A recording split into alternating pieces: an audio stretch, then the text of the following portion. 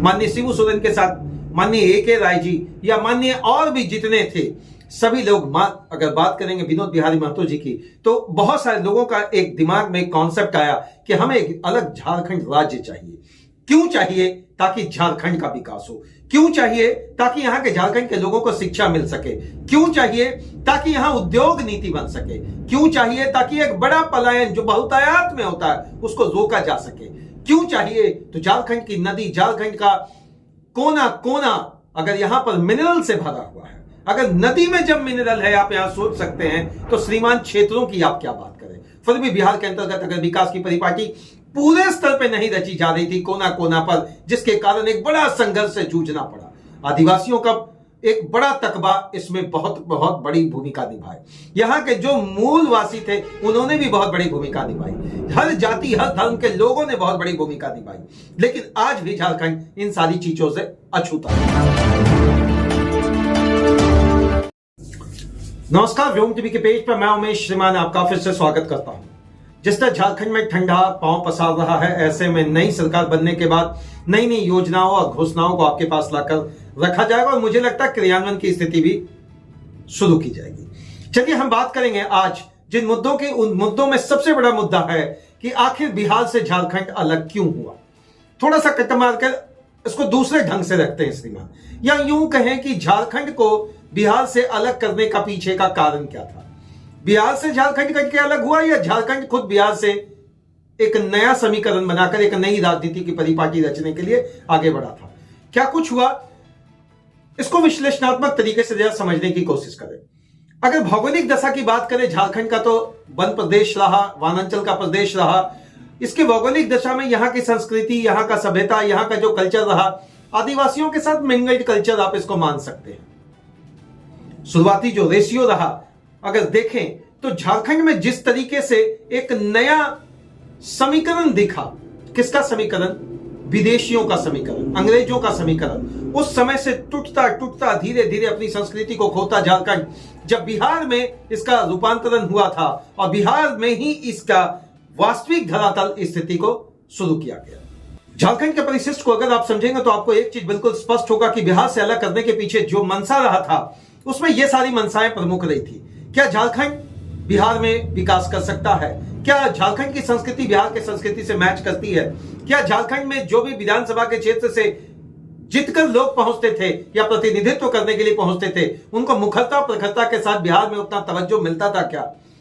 देखिए, ऐसे बहुत सारे प्रश्न हैं जो आपके अंदर भी चलता होगा। ऐसे बहुत सारे प्रश्न होते जो कहीं ना कहीं एक आम आदमी झारखंड और झारखंडियत के अंतर्गत जब बिहार में समाहित था तो वो सोचता था, कैसे होगा हमारा पूर्ण विकास, कैसे हमारे रोड सुधरेंगे, कैसे हमारा नाली का सुधार होगा, कैसे हमारे स्कूल का विकास होगा, कैसे हमारा पुल पुलिया का विकास होगा, कैसे यहाँ की उन सारी चीजों का विकास होगा जिसके माध्यम से झारखंड में रहने वाले लोगों का विकास होगा।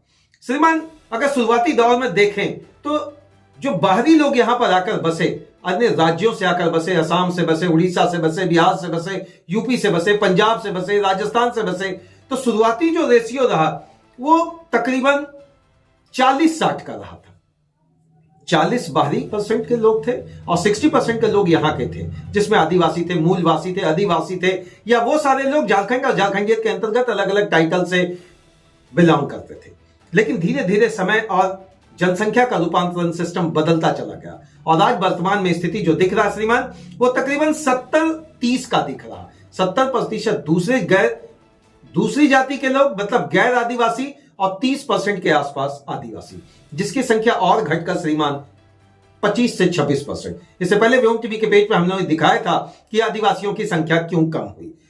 आज का जो मुद्दा है, इस मुद्दे पर फिर से वापस आते हैं। जिस तरह से संघर्ष की परिपाटी रची गई थी, जिस तरह से मांगों की परिपाटी रची गई थी, जिस तरह से बदलाव का समीकरण रखा गया था, उसमें एक चीज तय था कि झारखंड का विकास, झारखंडियत का विकास, झारखंड के उन सारे क्षेत्रों का विकास जिसे अलग अलग प्रमंडल के नाम से जाना जाता। अब बात कर ले कोल्हान की, बात कर ले उत्तरी छोटा नागपुर की, बात कर ले दक्षिणी छोटा नागपुर की, बात कर ले हजारीबाग के क्षेत्र की, तो श्रीमान एक चीज तो आपको पता चलेगा, यहां जिस तरीके से पर्वतीय क्षेत्र रहा, उस पर्वतीय क्षेत्रों के अंतर्गत क्या कुछ बिहार की स्थिति के अंतर्गत इसका समुचित विकास हो पाता था?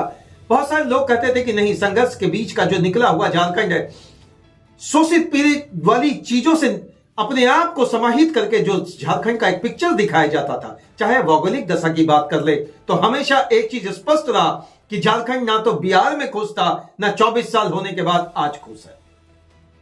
आखिर ऐसा हुआ क्या? आखिर ऐसा क्या मन में चला?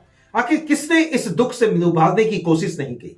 बिहार के नेताओं ने, हालांकि थोड़ी बहुत इंडस्ट्री और फैक्ट्री का निर्माण यहां हुआ, एक बड़ा क्षेत्र होने के कारण उस तरीके से झारखंड के लोगों के लिए उतना विकास नहीं पहुंच पाता था जितना विकास पहुंचना चाहिए था। माननीय शिबू सोरेन के साथ माननीय ए.के. राय जी या माननीय और भी जितने थे, सभी लोग, अगर बात करेंगे विनोद बिहारी महतो जी की, तो बहुत सारे लोगों का एक दिमाग में कॉन्सेप्ट आया कि हमें एक अलग झारखंड राज्य चाहिए।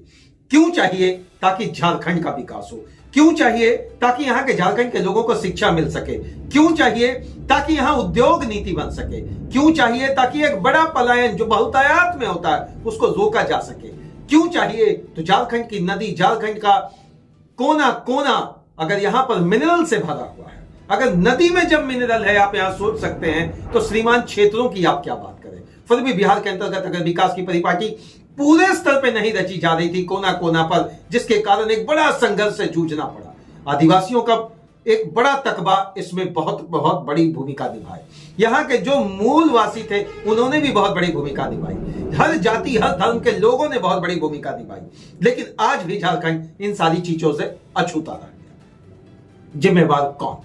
2024 के राजनीतिक समीकरण में श्रीमान विधानसभा का चुनाव होकर हमें मुख्यमंत्री तो मिल जाता है, हमें विधायक तो मिल जाता है, हमें सांसद तो मिल जाते हैं झारखंड के नीतियों को केंद्र तक लाकर पहुंचाने के लिए और केंद्र में बनाने के लिए। लेकिन क्या जिन चीजों को लेकर झारखंड का निर्माण हुआ था, अगर यह बिहार से अलग हुआ था, अगर बिहार से अलग करने के पीछे का रीजन को देखे, बिहार से अलग होने के पीछे का उद्देश्य को देखे, तो क्या वास्तविक धरातल पर यह उद्देश्य आपको दिखा?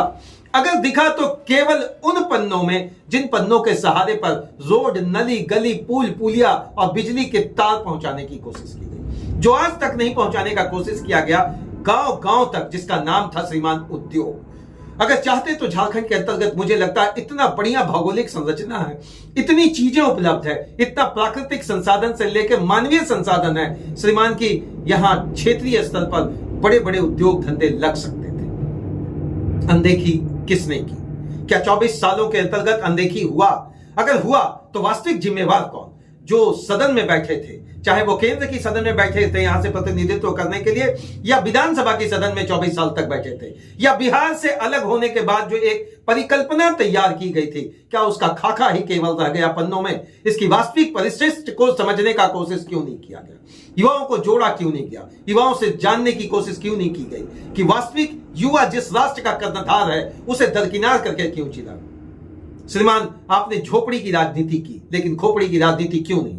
आपने झोपड़ी की राजनीति के अंतर्गत बहुत बड़े बड़े छोटे छोटे अनेक चीजें योजनाओं के माध्यम से आप धरातल पर ला दिए, लेकिन जो नहीं दिखा वो झारखंड के अंतर्गत एक युवा का दंश को दूर करने के लिए कभी एक जनमानस या जनसभा और जनमानस के लिए, चाहे वो आदिवासी हो या गैर आदिवासी हो, झारखंड की बात करने के लिए सभी लोग आगे बढ़ते हैं। सभी अपने पन्नों में एक बढ़िया पायलट प्रोजेक्ट बनाते हैं, सभी अपने पन्नों में उन सारी चीज को उकेर कर लाते हैं जिससे युवा आकर्षित हो। लेकिन जो नहीं आकर्षित हो पाया वह था यहाँ का दंश, जो नहीं दूर हो पाया वो यहाँ की थी गरीबी, जो नहीं हट पाया वो यहाँ का था बेरोजगारी, जो नहीं मिट पाया वो यहाँ था वास्तविक जो कलंक जिसका नाम था कि पिछड़ापन। इस पिछड़ेपन के कलंक से निकलने के लिए झारखंड ने न केवल संघर्ष किया, न केवल एक महत्वपूर्ण भूमिका यहाँ के महान लोगों ने निभाया, लेकिन वास्तविक राजनीतिक धरातल पर, पटल पर क्या कुछ हो रहा किसी से छुपा हुआ नहीं है। मैं तमाम यहाँ के केंद्र से राज्य तक तमाम पार्टियों से आग्रह करूंगा, अनुरोध करूंगा, हाथ जोड़कर विनती करूंगा श्रीमान कि झारखंड और झारखंडियत के अंतर्गत आदिवासी और गैर आदिवासी जो समुदाय रहते हैं उसके वास्तविक परिकल्पना को उतारने का बाद जब समय आया है, इस समय का नाम है योजना। योजनाबद्ध तरीके से आप एग्जाम को कंडक्ट करें, योजनाबद्ध तरीके से आप पलायन नीति को रोकें, योजनाबद्ध तरीके से महिलाओं का उत्थान की बात करें। ये सारी बड़ी बड़ी बातें सीएजी के पन्नों में दिख जाती है, एजी के पन्नों में दिख जाती है, लेकिन धरातल पर ढाक का 3 पात। मैं यही जानना चाहता हूं यहां के युवाओं से, आप क्या सोचते हैं? मैं यही जानना चाहता हूं युवाओं से कि आपके आसपास के विधायक, आपके आसपास के मुखिया, आपके आसपास के सरपंच, आपके आसपास के सांसद जब केंद्र में योजना बनाकर लौटते हैं तो क्या आपके साथ विचार विमर्श होता है या उनके योजना बनाने के पहले आपसे विचार विमर्श होता है? मैं तो आपसे पूछूंगा श्रीमान, आप जो अपने आप को बनाना चाहते हैं, आप अपने परिवार का सांचा बदलना चाहते हैं, आप अपने राज्य का ढांचा बदलना चाहते हैं, दशा और दिशा तय करने के लिए बहुत सारी रूपरेखाएं, इस बहुत सारी रूपरेखाओं के अंतर्गत जो सबसे बड़ा योजना था कि मुझे बिहार से अलग इसलिए करो क्योंकि मेरा विकास चाहिए, मुझे बिहार से इसलिए अलग करो क्योंकि जन जन तक विकास चाहिए, मुझे बिहार से इसलिए अलग करो क्योंकि गांव का विकास चाहिए, मुझे बिहार से इसलिए अलग करो मैं नए शहरों का विकास करूंगा, मुझे बिहार से इसलिए अलग करो ताकि यहां के उद्योग धंधों में यहां के लोगों को न केवल नियोजन मिल पाए बल्कि बाहरी स्थिति से जिस तरह से वो शिकंजे में थे उससे वो निकल सके। महाजनी प्रथा को तो आप दूर करने में शायद सक्षम हो गए, लेकिन क्या आज महाजन नहीं है? क्या आज साहूकारिता नहीं है? श्रीमान, इन्हीं सारी चीजों को लेकर कल और मुखर कल आपके साथ मिलेंगे। क्या साहूकारी प्रथा खत्म हो गई? सरकार ने कानून तो बना दिया। चलिए इन्हीं सारी मुद्दों को लेकर कल आपके साथ मिलेंगे, लेकिन झारखंड और झारखंड की बात के अंतर्गत जो सबसे बड़ा मुद्दा है कि बिहार से अलग जिस चीज के लिए हुआ था उसका नाम था विकास। बिहार से जिस चीज के लिए अलग हुआ था उसका नाम था युवाओं में बढ़ेगा एक नया प्रकाश। बिहार से जिन मुद्दों के लिए अलग हुआ था उसका नाम था श्रीमान वास्तविक धरातल से हट जाएगी बेरोजगारी। मैं उमेश, मेरी तो एक ही कोशिश है श्रीमान कि न लाग न लपेट जय हिंद के माध्यम से जो आज झारखंड के पन्नों पर आपके साथ उन्हीं सारी चीजों को, उन दर्द को, उन दंश को, उन समस्याओं को, उन सारे अनछुए पहलुओं को लाकर रखता हूं जब भी किसी ने इसको दरकिनार किया। आपको सभी को कोटि कोटि प्रणाम। झारखंड में जिन लोगों को योगदान स्वरूप आज समय मिल रहा है, चाहे सरकारी और गैर सरकारी, कम से कम ईमानदारी से अपनी भूमिका को निभाएं। और कोटि कोटि प्रणाम करते हैं यहाँ के महानुभूतियों को, कोटि कोटि प्रणाम करते हैं संघर्षकारियों को, कोटि कोटि प्रणाम करते हैं क्रांतिकारियों को, कोटि कोटि प्रणाम करते हैं आंदोलनकारियों को, और सबसे बड़ा कोटि कोटि प्रणाम करते हैं जिनके तपस्या से, जिनके त्याग से और जिनके बलिदान से झारखंड का निर्माण हुआ। बहुत बहुत धन्यवाद। मेरी तो एक ही कोशिश है श्रीमान, सुख सक्षमता से जब तक झारखंड का युवा हंसता खेलता और मुस्कुराता हुआ नहीं देखेगा तब तक व्योम टीवी के पेज से यह आवाज उठता रहेगा। तब तक के लिए जय हिंद श्रीमान।